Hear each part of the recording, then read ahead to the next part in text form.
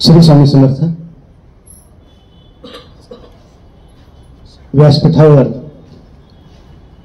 सद्गुरू दादा महाराज आणि वंदनीय ताई माऊली दोघेही विराजमान आहेत. म्हणजे व्यासपीठ फुललेलं आहे, व्यासपीठ सन्माननीय झालेलंच आहे. त्या दोघांच्या चरणी मी वंदन करतो. स्वामींचे कृपाशीर्वाद सगळ्यांवरच आहेत, तसेच माझ्यावर देखील आहेत. अण्णा महाराज सुद्धा बघतात आज, आणि अण्णा महाराज आज बघायला लागलेत की सद्गुरूंनी काय कृपा केलेली आहे. दुपारनंतर खूप पाऊस होता. सगळे स्वामी भक्त स्वामी सेवेकरी चिंतेत होते की काय होणार. फक्त एकटेच सद्गुरू निर्धास्त होते. त्यांना माहित होतं काय होणार आहे ते. आभाळ गुळगुळण्याचा आवाज येतोय बरं का, पण खात्री आहे माझी काहीही होणार नाही. हा या वर्षातला आता म्हणायला पाहिजे पहिला अनुभव आता सुरू झाले, आणि आपण आता वर्षभर अनुभव घ्याल कसं असतं ते. श्री स्वामी समर्थ. आज दिनांक 20 जून 2024 गुरुवार अर्थात सोमवार. 20 जून ही तारीख फार चांगली आहे. 20 जूनला आपल्या आज हे PR देशपांडे नाही वाटतं, प्रदीपजी देशपांडे. कारण त्यांच्या घराच्या इकडे गेले की मला कायम एक माझ्या शाळेतली मला आठवण येते की आम्ही गोखलेगावला राहायचो, तिकडनं बसने यायचो. मला कुठंच ऍडमिशन मिळालं नव्हतं म्हणून आपट्या हायस्कूलला मिळाली होती ऍडमिशन. कुठल्याच कॉलेजमध्ये नाही मिळालं ऍडमिशन. मला वाटत होतं मला चांगल्या मोठ्या कॉलेजमध्ये मिळालं ऍडमिशन. 11वीची गोष्ट सांगतो मी. मार्कच कमी पडले हो, काय करणार. म्हणून मला कशी बशी आपट्या हायस्कूल माहिती आहे ना पुण्यातलं, तर त्या हायस्कूलमध्ये मला तिथं कशी बशी ऍडमिशन मिळाली. ते बसने गोखलेमध्ये बसने यायचो, तर तिथं एक मध्ये स्टॉप यायचा लकाकी, त्याचं नाव, त्या स्टॉपचं नाव लकाकी. तर त्यास कुतूहल वाटायचं हे लकाकी स्टॉप आहे, हे लकाकी तलाव आहे, ते तळ आहे ना तिथे, त्याला लकाकी तळाव. हे लकाकी काय. बालबुद्धीला काय समजत नव्हतं. पण नंतर कोणीतरी सांगितलं की लकाकी म्हणजे लक्ष्मणराव काशीनाथराव किर्लोस्कर. ते काकासाहेब किर्लोस्कर ते वेगळं, सर्कशीतले ते वेगळं. तर ते किर्लोस्कर जे आहेत, लक्ष्मणराव किर्लोस्कर यांनी किर्लोस्कर कंपनी स्थापन केली. ते लक्ष्मणराव किर्लोस्कर, त्यांचा आज जन्मदिवस. 1869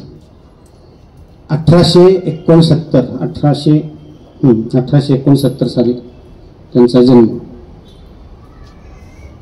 सायकलचं एक छोटं दुकान त्यांनी केलं, म्हणजे दुकानाची सुरुवात केली त्यांनी. आणि बघता बघता कष्ट करण्याची अपार कष्ट करण्याची तयारी, जिद्द त्याच्यावर 70 देशामध्ये त्यांच्या कंपन्या आहेत आज. त्याचबरोबर आपण म्हटलं पाण्याचा पंप पाहिजे, कुठला पंप, लगेच किर्लोस्कर. ऑइल इंजिन पाहिजे, किर्लोस्कर ऑइल इंजिन. कडबा कुट्टी वगैरे ते कापतात ना, ते त्याच्यासाठी सुद्धा ते मशीन आहे, ते सुद्धा किर्लोस्करांचं.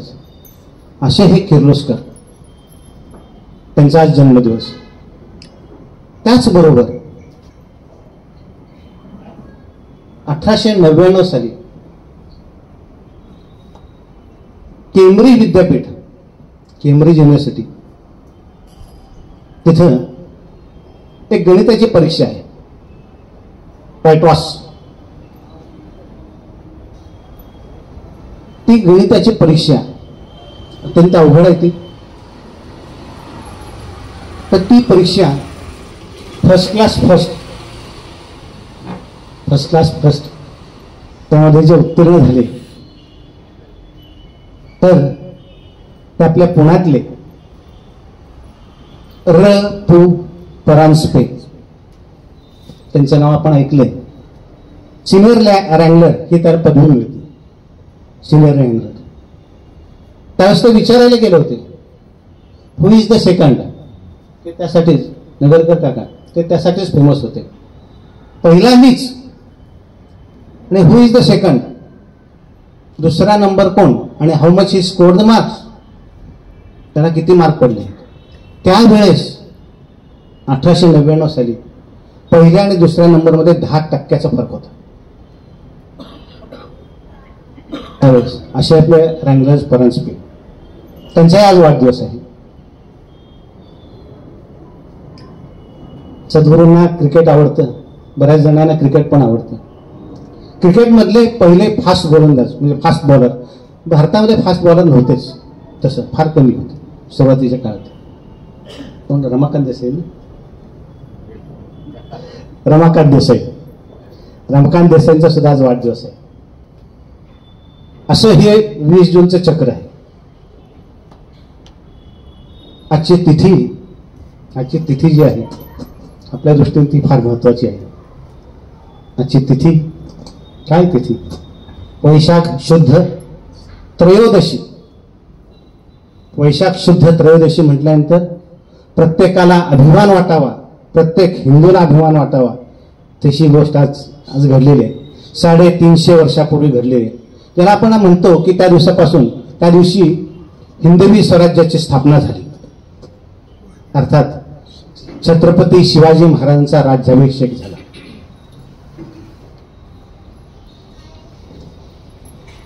बत्तीस मन सोन्याचं ते सिंहासन होतं. 32 मन. सद्गुरूंनी सांगितली ती मागच्या वेळेस गोष्ट, मी काय तीच गोष्ट सांगत नाही. 32 मन म्हणजे 144 किलो सोनं आणि त्याला रत्न जे बाकीचं ते बरंच काय काय आहे. त्या सिंहासनावर कोण बसले? छत्रपती शिवाजी महाराज. आणि त्यांचं वर्णन कसं केलंय? नरपती, हयपती, गजपती, भूपती, प्रजापती, प्रजेचा पती असा आहे पती. असे शिवाजी महाराज निश्चयाचा महामेरू, अवघा जनांचा, सकल जनांचा आणि निश्चयाचा महामेरू, बहुत जनांचे आधारू, अखंड स्थितीचा निर्धारू, श्रीमंत योगी, यशवंत, नीतिवंत, सामर्थ्यवंत, वरदवंत, पुण्यवंत, कीर्तिवंत. असं कोण? त्यामध्ये एक महानाट्य आहे. त्यामध्ये डांगरेंचा परिवार, त्याचबरोबर बोडस परिवार त्या महानाट्यामध्ये होते. काय नाव त्या महानाट्य? जाणता राजा. असे हे जाणता राजा. श्री समर्थ रामदास स्वामींनी त्यांचं वर्णन केलेलं असं. आणि आम्हाला त्यात अजून एक अभिमान वाटतो की आमचे सेवेकरी, आमच्या बरोबरचे जे आमचे सहकारी जे आहेत ते महानाट्यामध्ये काम करतात. आणि छोटीशी बोरस काकांची नात ती सुद्धा त्यामध्ये होती. नांगर काकांची सुद्धा नात त्यामध्ये. असे लहान लहान मुलं सुद्धा आहेत. महानाट्य अवश्य बघा कसं आहे ते नाट्य. असा आजचा हा दिवस इतका सुंदर दिवस. त्यामध्ये अजून एक असं की दक्षिणायन सुरू झाले आजपासून. दक्षिणायन सुरू झाला त्यामुळे उद्याची जी तारीख आहे ती उद्या तारीख 21 आहे.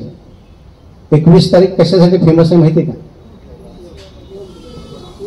योग दिवस. सगळ्यांना माहिती योग दिवस आंतरराष्ट्रीय योग दिवस. पण तो दिवस कसला आहे? 21 जून. हा, वर्षातील सगळ्यात मोठा दिवस म्हणजे 21 जून. सगळ्यात मोठा दिवस. आता मग ते पुढे लहान होणार. ते असा उद्याचा दिवस आहे. आणि आजचा जी महाराजांची जे हे राज्याभिषेक शिवशक सुरू झालं. शिवशक. ते 350 म्हणजे 391 आता पुढचं शक सुरू झालं. असा हा आजचा दिवस. आणि आजच्या ह्या अशा पवित्र दिवशी, इतक्या सुंदर दिवशी, एवढं सगळं ज्या दिवसाचं महत्व, त्या दिवशी हे आजचे जे भाग्यवान सेवेकरी आहेत आरतीचे आणि महाप्रसादाचे, सौ पल्लवीताई भरेकर आणि सौ मनीषाताई खयाळ सिंहगड रोडवर राहतात. त्या सर्वांना ते आणि त्यांचा परिवार, त्यांना मी इथं आमंत्रित करतो आणि सद्गुरूंना मी विनंती करतो त्यांचा पुतळा आपण यथोचित सत्कार करावा.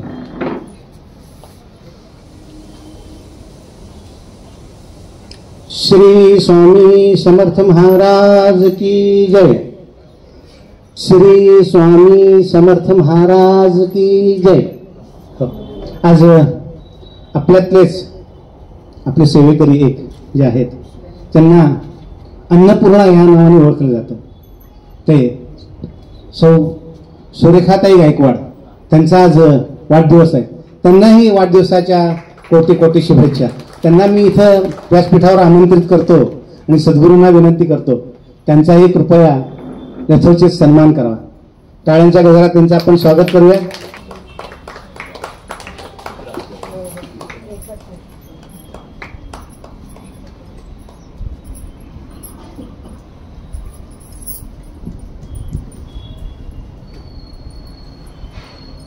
श्री स्वामी समर्थ महाराज की जय. इथं बोडस काकूंना सुद्धा आमंत्रित करतो, त्यांचा वाढदिवस काल झाला.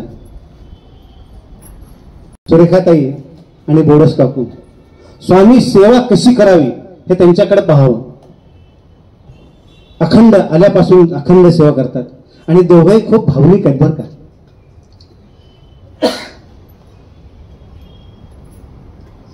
श्री स्वामी समर्थ महाराज की जय. श्री स्वामी समर्थ. आपण अण्णा महाराजांचा जप घेऊया. आपण इच्छित दाता सकल कार्य सिद्ध करता सकल दुःख हरता श्री स्वामी समर्थ नमो नमः स्वाहा. इच्छित दाता सकल कार्य सिद्ध करता सकल दुःख हरता श्री स्वामी समर्थ नमो नमः स्वाहा. इच्छित दाता सकल कार्य सिद्ध करता सकल दुःख हरता श्री स्वामी समर्थ नमो नमः स्वाहा. इच्छित दाता सकल कार्य सिद्ध करता सकल दुःख हरता श्री स्वामी समर्थ नमो नमः स्वाहा. इच्छित दाता सकल कार्य सिद्ध करता सकल दुःख हरता श्री स्वामी समर्थ नमो नमः स्वाहा. इच्छित दाता सकल कार्य सिद्ध करता सकल दुःख हरता श्री स्वामी समर्थ नमो नमः स्वाहा. इच्छित दाता सकल कार्य सिद्ध करता सकल दुःख हरता श्री स्वामी समर्थ नमो नमः स्वाहा. इच्छित दाता सकल कार्य सिद्ध करता सकल दुःख हरता श्री स्वामी समर्थ नमो नमः स्वाहा. इच्छित दाता सकल कार्य सिद्ध करता सकल दुःख हरता श्री स्वामी समर्थ नमो नमः स्वाहा.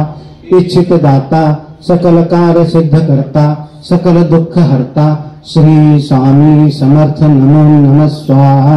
इच्छित दाता सकल कार्य सिद्ध करता सकल दुःख हरता श्री स्वामी समर्थ नमो नमः स्वाहा. इच्छित दाता सकल कार्य सिद्ध करता सकल दुःख हरता श्री स्वामी समर्थ नमो नमः स्वाहा. इच्छित दाता सकल कार्य सिद्ध करता सकल दुःख हरता श्री स्वामी समर्थ नमो नमः स्वाहा. इच्छित दाता सकल कार्य सिद्ध करता सकल दुःख हरता श्री स्वामी समर्थ नमो नमः स्वाहा. इच्छित दाता सकल कार्य सिद्ध करता सकल दुःख हरता श्री स्वामी समर्थ नमो नमः स्वाहा. श्री स्वामी समर्थ अण्णा महाराज की जय. श्री स्वामी समर्थ. आत्ताच हल्ल्या साहेबांनी सांगितलं पावसाची काय परिस्थिती, आणि हा अनुभव साधारण आपल्याला दरवर्षी येत असतो. गुरुवारी सकाळपासून पाऊस पडत असतो किंवा दुपारी अचानक पाऊस पडतो, तसा आज पडला. आज असं वाटलं नाही येईल असं. काल पडला पाऊस, असं वाटलं की आज बहुतेक नाही येणार. हवा पण गार होती, जास्ती गरम होत नव्हतं. पण बघितलं तर 5 वाजता परत सुरुवात झाली पावसाला. आणि स्वामींना प्रार्थना करायला लागते असायला किंवा कार्यक्रम तुमचा आहे.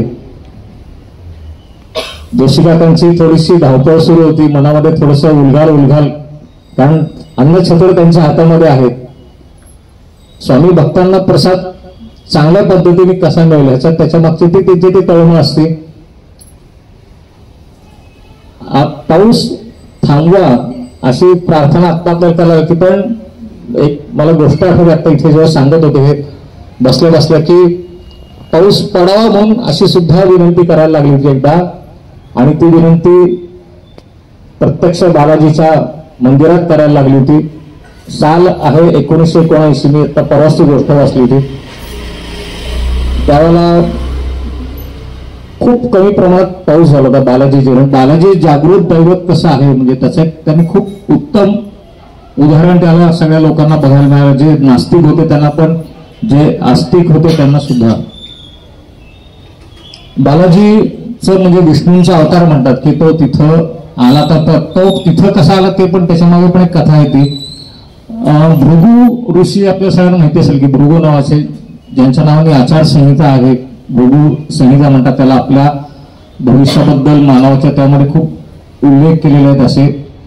आणि ऋषींचे ऋषी किंवा मुनींचे मुनी असे ते भृगू ऋषी की त्यांच्या मनामध्ये एक दिवस असं येतं की तिन्ही देव आपण मानतो, त्रिदेव त्रैलोक्याचे अधिपती आहेत, पण मग त्यातलं नक्की कोण प्रमुख असेल.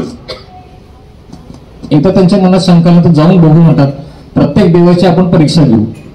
बघा, देवांची पण परीक्षा घेण्याचा अधिकार असलेले ऋषी ते सुरुवातीलाच ब्रह्मदेवांच्याकडे जातात आणि त्यांना सांगतात की मी काही तुम्हाला प्रश्न विचारू इच्छितो, तुम्ही त्याची मला उत्तरं द्याल का.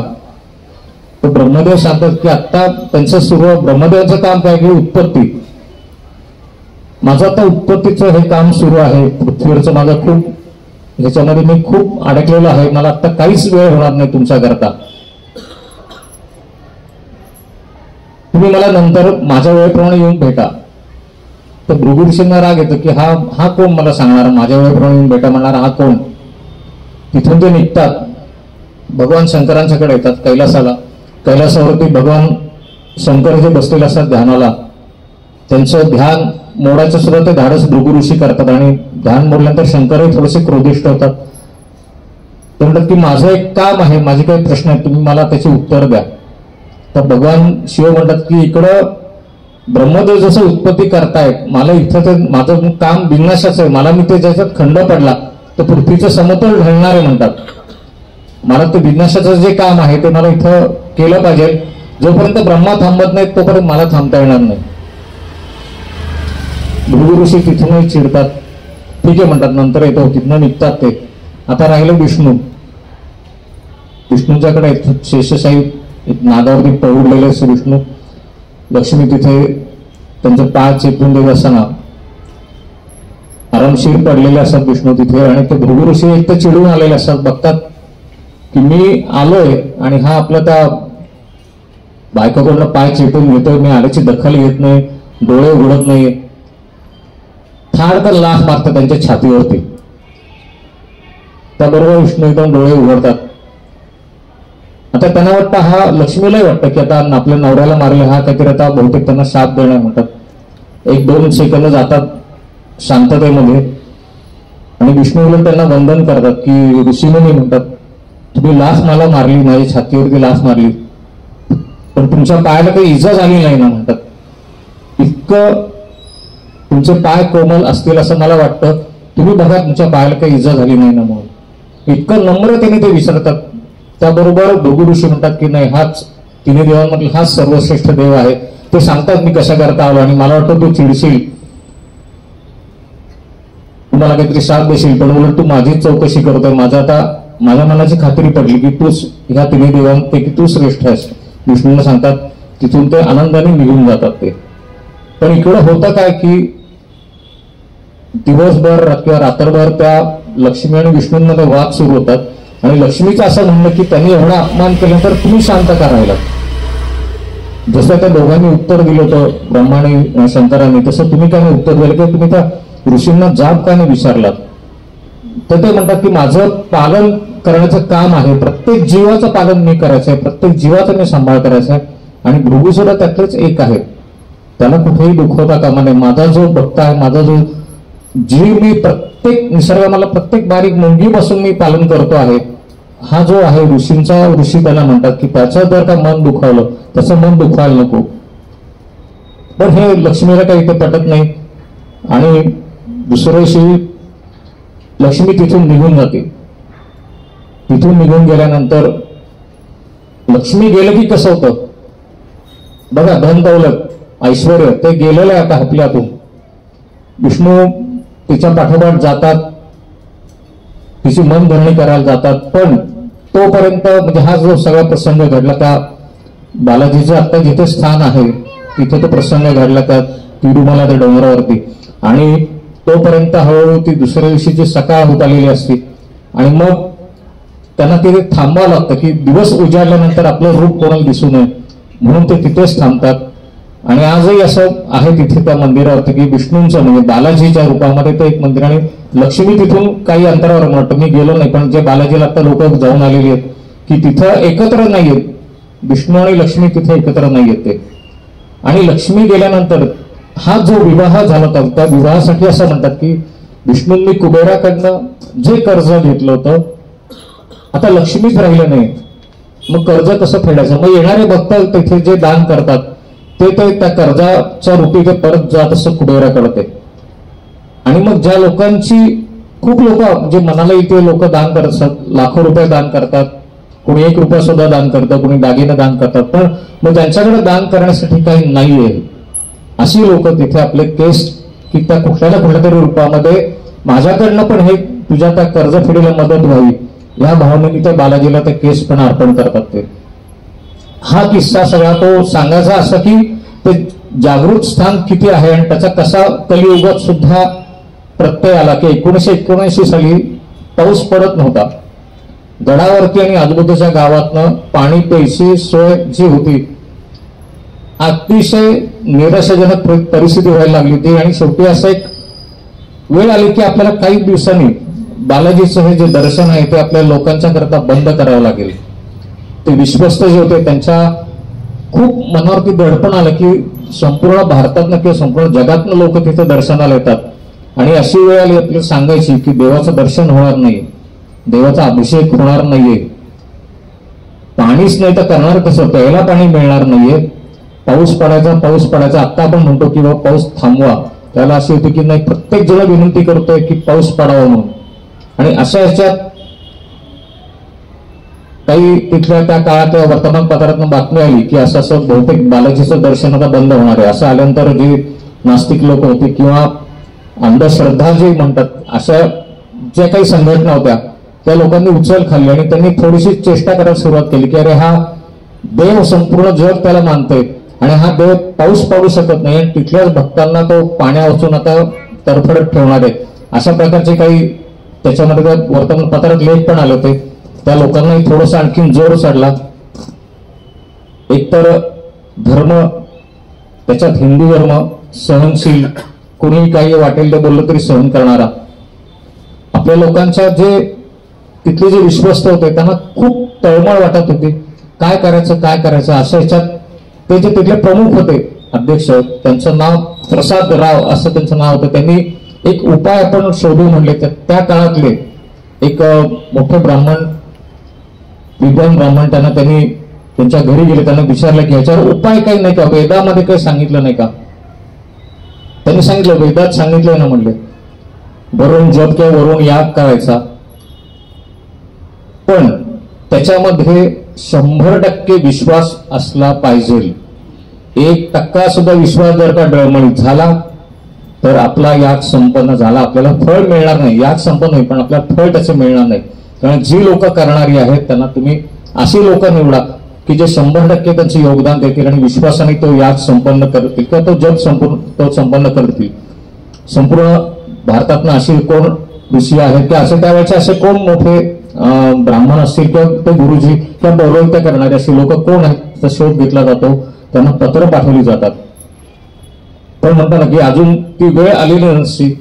त्यापैकी बरेचसे लोक ते गाव सोडून गेलेले असतात किंवा काही मृत झालेले असतात. जी काही लोक राहिलेली असतात ते त्यांची असमर्थता कळवतात पत्रांनीच. पूर्वी मोबाईल नव्हते, पत्रव्यवहार सुरू असायचा. त्यामध्ये जवळजवळ मध्ये प्रत्येक 15-20 दिवस, 1 महिना असाच गेला. पाण्याचा साठा संपत चालला होता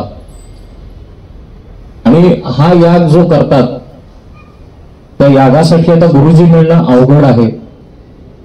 विश्वस्तांची पण हळूहळू मनस्थिती ढासळत चालली. प्रत्येक भक्त तो मनाने आर्ततेने बालाजीला प्रार्थना करत होता की आता तूच ह्या सगळ्यांना वाचव. तोपर्यंत अंधश्रद्धावर आणखीन त्यांनी जोर धरला, आणखीन त्यांनी विरुद्ध बातम्या पसरवायला सुरुवात केली, देवाची टिंगल करायला सुरुवात केली. आणि एक दिवस रात्री 1 वाजता बालाजी मंदिरातला जो मोठी तिथं ती घंटा आहे काहीतरी ती आपोआप वाजायला लागली. त्या काळी असं म्हणतात की त्या काळी 12 वाजता मंदिर बंद व्हायचं, कुणीही तिथं आतमध्ये नसायचं. मग आतमध्ये कुणी नाही आणि घंटा वाजते. त्याबरोबर ते जे प्रसादराव जे कोणी होते ना त्यांना एक आनंदाचा त्यांच्या मनावर एक आशेचा किरण आला की हे बहुतेक बालाजी उद्या कधी चमत्कार घडवणार आहे. आणि तसंच घडतं. ज्या लोकांना पत्र पाठवलेली असतात, जी राहिलेली जी काही लोक असतात किंवा जे लोक येणार नसतात त्यांनी पण कळवतात की पुढच्या दिवसापासून फोन यायला सुरुवात होती, काही तारा येतात की आम्ही तयार आहोत म्हणून. आणि तो दिवस ठरतो परत. तोपर्यंत नोव्हेंबर महिना उजडलेला असतो. आता तर अक्षरशः असं होतं की जेमतेम 15 दिवसामध्ये मंदिर बंद करावं लागतं का काय. पण तो याग सुद्धा चालणार असतो. तो 8 दिवस तो याग सुरू होणार असतो. त्या यागामध्ये असं असतं की काही ब्राह्मण लोक म्हणजे जी ते होम करणार आहेत त्यातल्या काही लोकांनी तलावामध्ये ते उभं राहायचं. तो पुष्करणी तलाव तिथे ते मला तर नावं नक्की माहिती नाही, पण त्या तलावात काही उभं राहून जप करायचा, काही लोकांनी तो यज्ञामध्ये भाग घ्यायचा आणि काही लोकांनी नुसतं बसून जप करायचा वरून होता तो. आणि असा तो 4 का 5 दिवस तो झाल्यानंतर 6व्या दिवशी सहस्त्र कलश अभिषेक असा त्याच्यामध्ये एक विधी असतो. म्हणजे 1000 कळशी पाणी लागणार असतं. 1000 कळशी पाणी. आता आपल्याकडे तर पाणी नाहीये. याग संपन्न झाला तर हा विधी होणार आहे. याग जर का पाऊस पडला 3ऱ्या दिवशी ते 4थ्या दिवशी तर आपण हा विधी करू. संपूर्ण विश्वासावर. बघा कसं असतं ते. सगळे त्या संपूर्ण भारतातनं काही पत्रकार तिथे जातात. सगळीकडे पेपरमध्ये त्यावेळेला ती बातमी दिली जाते. ते पत्रकार तिथे जातात. लोक जी नास्तिक असतात किंवा अंधश्रद्धावाले ज्यांनी सांगितलं ते पण टपून असतात की आता फक्त आपल्याला संधी मिळायला पाहिजे की आता पाऊस नाही पडला की आपण ह्या लोकांवर तुटून पडू म्हणून. देवाची आपल्याला खिल्ली उडवायची संधी मिळालेली अशा भावने पण काही लोक गेलेले असतात. काही भक्त लोक मनापासून प्रार्थना करत असतात. 3 दिवस झाल्यानंतर जी लोक तिथे त्या पाण्यामध्ये, पाणी तर नसतंच, जेमतेम कमरेत काही पाणी असेल तिथे ते उभं राहून ते करतात. काही लोक होम सुरू असतं तिथे. 3 दिवस झाल्यानंतर 4थ्या दिवशी ते प्रसादराव जे असतात ते आकाशाकडे बघतात. लख्ख सूर्यप्रकाश असतो. उद्या सहस्त्र कलश अभिषेक आहे त्यांच्या मनामध्ये येतं. 3 दिवस झाले याग सुरू होऊन. आपण कुठेही कमी पडलो नाही, दक्षिणेमध्ये नाही, विश्वासामध्ये नाही. मनात ते फक्त असं एक करतात की अशी का तुम्ही परीक्षा बघता देवा. आम्ही जर का इतकी लोक तुमच्याकडे श्रद्धेने येत आहेत, इतकी लोक आता उद्या असे ते टपून बसलेले आहेत की तुम्ही इथे नाही आहात, तुमचं अस्तित्व इथे नाही. हे लोक आता ते पेपरवाले किंवा वर्तमानपत्रवाले ते आता उद्या सांगणार लोकांना. इतकी तळमळ संपूर्ण त्यांचं शरीर त्याला घामाने डबडबलेलं असतं. ते तिथे उन्हातच उभे असतात. ते चष्मा असतो, चष्मा काढून पुसतात, लावतात, एकदा परत आकाशाकडे बघतात आणि आकाशाकडे बघितल्यानंतर 1 ते 4 थेंब त्यांच्या अंगावर पडतात. एकदम टपा टपा टपा असे ते. त्यांना वाटतं बहुतेक आपल्या घामाचाच असेल किंवा काय म्हणते. परत चष्मा काढतात, परत पुसा, परत लावतात. तोपर्यंत अक्षरशः मिनिटभरामध्ये संपूर्ण परिसर तो भरून आलेला असून विजांचा कडकडाट सुरू होतो. अक्षरशः 5 मिनिटात इतका पाऊस पडतो, इतका पाऊस पडतो. दिवसभर त्या दिवशी पाऊस पडतो. सगळी तिथली तलावं, तिथले सगळ्या विहिरी, सगळं त्या गडावर सगळं भरतं. ते अजिबात पाऊस थांबायला तयार नाही. ते आपण आता जसं म्हणतो की पाऊस नव्हतो, तसं पाऊस हवा म्हणून त्याला ते म्हणत होते. आणि ती त्या देवाने प्रचिती दिली त्या वर्षी इतका पाऊस. आणि हा जो प्रकार घडला तो त्या गडापुरताच मर्यादित राहिला. जसं आपण म्हणतो की बाहेर जेव्हा पाऊस पडत असतो तेव्हा आपल्याला इथे पाऊस नसतो. ह्याचा अनुभव बऱ्याच वेळा आलेला आहे की सिंहगड रोडला पाऊस आहे, कात्रजला पाऊस आहे, पण आपल्या मंदिराच्या भागात पाऊस नाहीये. तसं त्याला तिथे उलट घडलं होतं की फक्त त्या प्रदेशापुरता पाऊस पडला नोव्हेंबरमध्ये. आणि हा म्हणजे बालाजी किती जागृत आहे किंवा जसं आपण विश्वास 100% ठेवलं तर काय घडू शकतं हे त्यांनी त्याला ते दाखवून दिलं तिथं. 1979 साली 25 नोव्हेंबर 1979 म्हणजे हा प्रसंग घडलेला आहे. म्हणजे ऐक्यू नाही किंवा प्रत्यक्ष घडलेला आहे. त्यावेळेच्या वर्तमानपत्रातून बातम्या पण आल्या त्या. फक्त मी असं सांगतो की जसं आपण एका विश्वासाने इथे येतो की आपल्याला स्वामींना आपण अशी प्रार्थना करतो की आमचा गुरुवार फक्त आम्हाला इथे मिळावा, त्या दिवशी फक्त येणाऱ्या भक्तांची गैरसोय होऊ नये म्हणून पाऊस थांबवा. म्हणून हल्लाळ साहेब जे म्हणले की इथं आल्यानंतर पाऊस असतो पण आपल्या कार्यक्रमापुरता तो थांबलेला असतो. तो त्याची प्रचिती म्हणजे शेवटी असं की अस्तित्व स्वामींचं इथे सुद्धा आहे हे सांगायचं मूळ. त्याच्या मागे आपला विश्वास तेवढा पाहिजे आहे, आपली श्रद्धा तेवढी हवी म्हणजे मग पाऊस थांबतो. म्हणजे मीच प्रार्थना करायला पाहिजे असं काही नाही. आपण जरी तळमळीने केली कोणी तरी महाराज ते ऐकतात. आजच्या गुरुवारी आपण इथे थांबू. आपला एक मी जो सांगितलं एक 10 मिनिटाचा त्यांचा कार्यक्रम जो आहे पथनाट्य तिथे सादर करणार आहेत ते, तर तेवढं आपण इथे कृपया फक्त सगळ्यांनी बघावं. आणि मग त्याच्यानंतर आपला पालखी सोहळा आणि महाप्रसाद सुरुवात होईल. आपण एकदा स्वामींचा जय जयकार करू म्हणजे पुढच्या कार्यक्रमाला त्यांना तिथला जो परिसर आहे तो त्यांना मोकळा करून देता येईल. आपल्याला जर का जमलं आपण इथे उभारून बघू शकता किंवा तिथे जाऊन सुद्धा बघू शकता. आपण इथे फक्त जय जयकार करू स्वामींचा. जय जय श्री स्वामी समर्थ, जय जय श्री स्वामी समर्थ, जय जय श्री स्वामी समर्थ, जय जय श्री स्वामी समर्थ, जय जय श्री स्वामी समर्थ, जय जय श्री स्वामी समर्थ. श्री स्वामी समर्थ अण्णा महाराज की जय.